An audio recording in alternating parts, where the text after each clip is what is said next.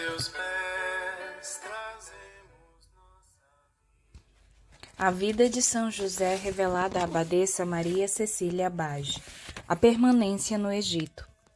Havendo José e sua família acomodado naquela cabana, procurou ele algum lugar para trabalhar em sua profissão de carpinteiro, para com que o seu trabalho pudesse sustentar Maria e Jesus. Aconselhou-se com ela e lhe pediu para que consultasse a vontade divina, se deveria mesmo trabalhar desta forma ou então procurar algum tipo diferente de trabalho. A resposta foi a de que deveria permanecer dentro de suas capacidades, e ele então se colocou à procura. Não possuindo os instrumentos e ferramentas necessárias, deveria arranjá-los emprestados provisoriamente. Algumas pessoas atendiam a esses pedidos e outras não, até mesmo com indelicadeza. E Deus assim o exercitava em termos de paciência e resignação. Ao lhe negarem esta ajuda, ficava constrangido e atribuía o fato à sua falta de méritos.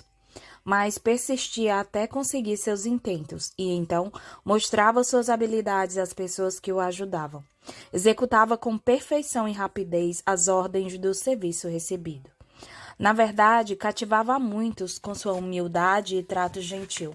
Aplicava-se diligentemente e nunca lhe faltava serviço, pois trabalhava bem e não se queixava das remunerações. Ao lhe pagarem menos do que o correto, recebia os pagamentos, mas como se fossem esmolas ou caridades, agradecendo como se tivesse sido corretamente remunerado.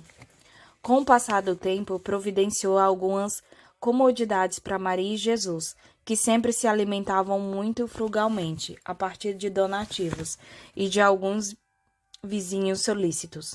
Desta forma, o que ganhava foi empregado em utilidades para casa e também para algumas ferramentas de que necessitava. Maria executava trabalhos manuais a ela levados pelo santo ou por vizinhas, que assim agiam não tanto por necessidade, mas sim pela sua fama em termos de beleza, virtudes, modéstia, que se havia espalhado. Fama essa que também envolvia a extrema graciosidade de Jesus. Aquelas pessoas, quando olhavam para ele, se sentiam tomadas de profunda afeição e invejavam a sorte de Maria. Ela permitia essas visitas de vizinhas, embora se entretivesse com elas apenas por instantes. Suas palavras penetravam fundo em seus corações, e elas se afastavam sempre com o desejo de retornar, também para ver aquele lindo menino, cuja beleza e graciosidade as maravilhavam. Embora infiéis, ficavam nelas marcadas o amor e a veneração pela grande majestade de Jesus, muito mais palpável que nas outras crianças de idade. Apesar de que ele se mostrasse sempre amoroso, alegre e jovial, era também imponente e grave. José fazia muitas esmolas aos necessitados, mesmo em sua pobreza, inclusive a pedido de Maria. De seus pagamentos, destinava parte aos pobres, o mesmo acontecendo com os de Maria. Embora se aplicasse arduamente em seu trabalho, José orava sozinho e também em conjunto com sua mulher. Cansado, ele se dirigia para casa e contava para Maria quanto fadigado se encontrava. Ela, então, lhe dava Jesus, inspirada por ele, mesmo nesse sentido, e o santo o recebia humildemente, pois disso se achava indigno.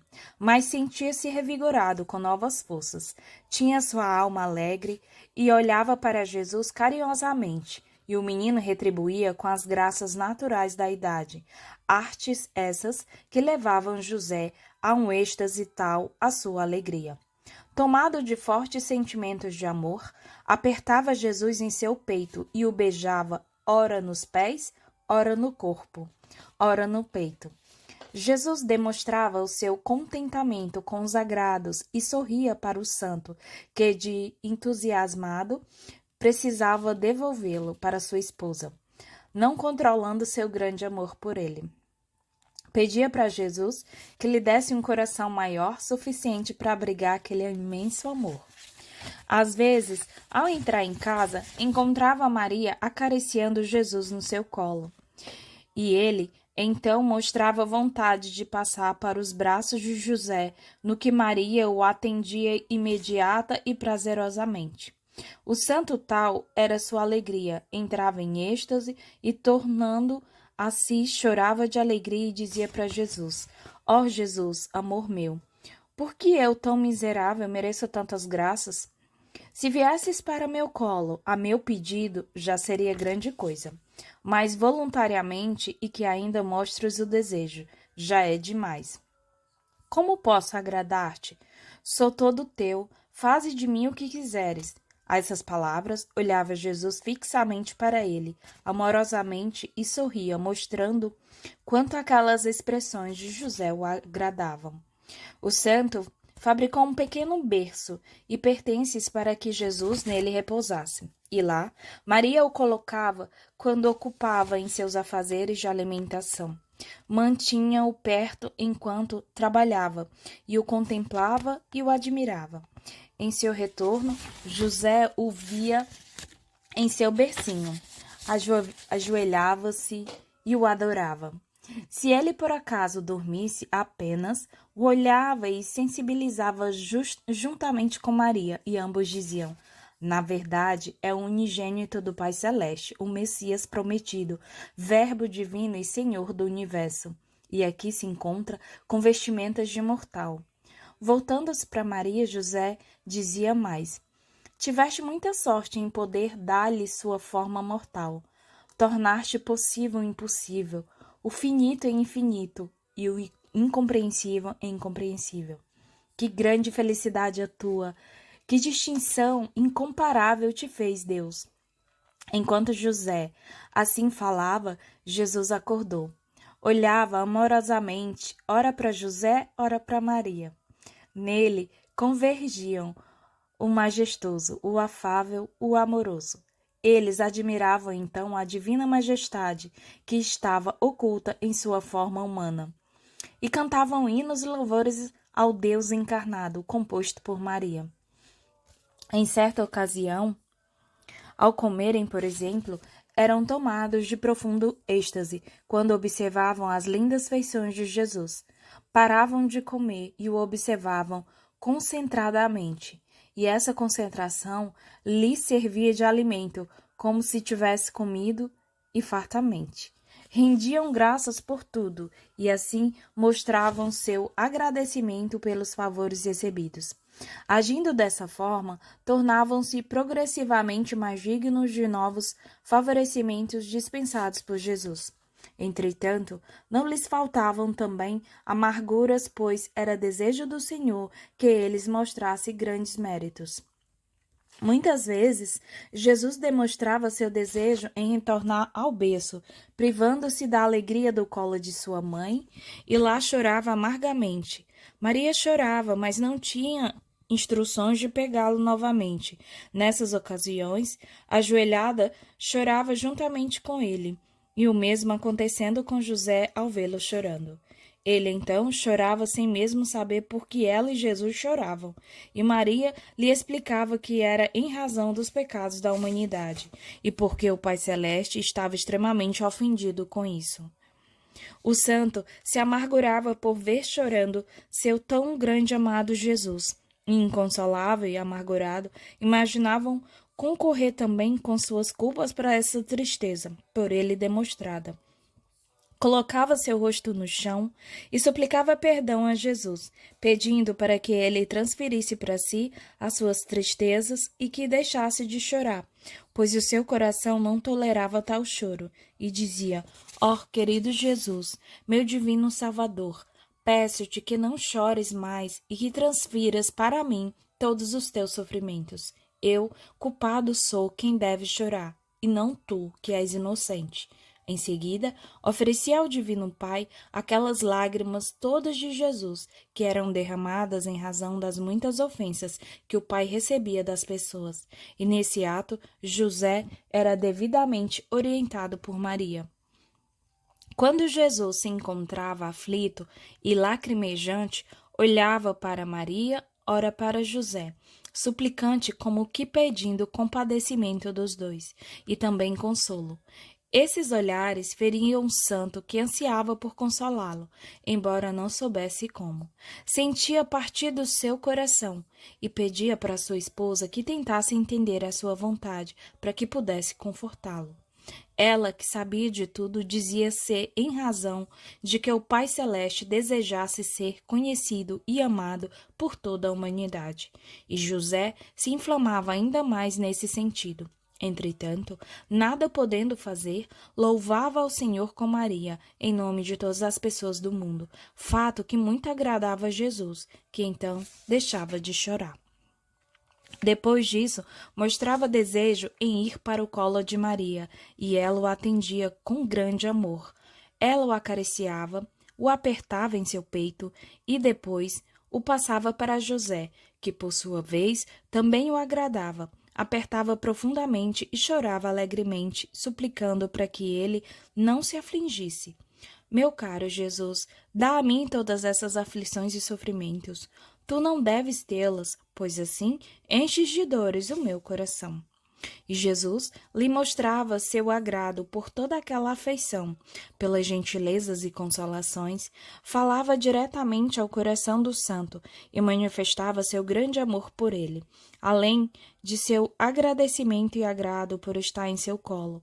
Dessa forma, transformava em alegrias as amarguras de José.